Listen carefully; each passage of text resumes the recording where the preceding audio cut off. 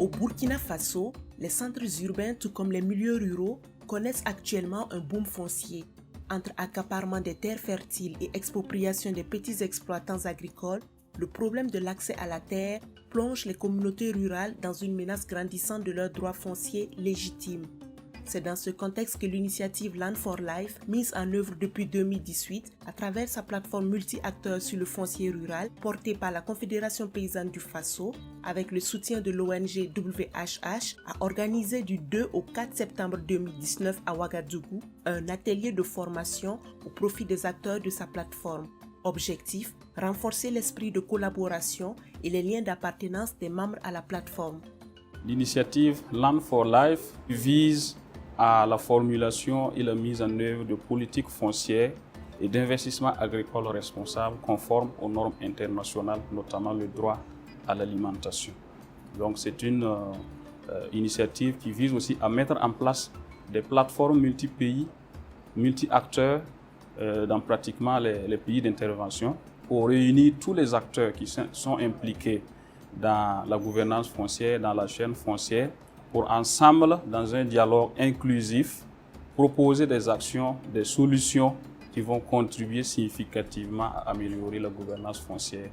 au niveau des pays d'intervention. Malgré l'existence des lois et des documents politiques régissant la gestion du foncier au Burkina Faso, notamment la loi 034 de 2009 portant foncier rural, leur opérationnalisation se heurte à de nombreuses difficultés sur le terrain.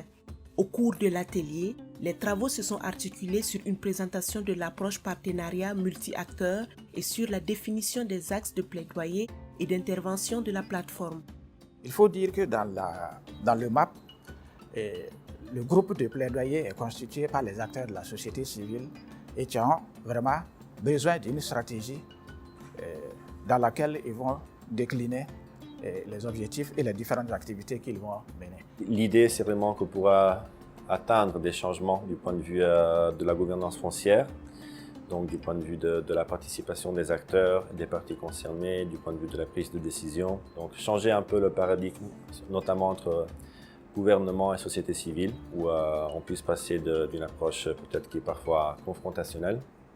à une approche collaborative. 3 jours durant, les capacités des différents acteurs de la société civile et de l'administration publique, parties prenantes à la plateforme multi-acteurs, ont été renforcées sur l'approche multi-acteurs dénommée MAP pour fédérer les énergies et défendre les intérêts des petits exploitants agricoles et autres groupes vulnérables pour une meilleure gouvernance foncière au Burkina Faso. Cette méthode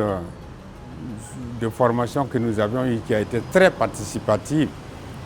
nous a démontré que à l'intérieur même, n'est-ce pas, de ce pays, à l'intérieur de ce cadre, nous avions de la compétence, nous avons de l'expertise cachée qu'on ne connaissait pas, qu'on a vraiment décelée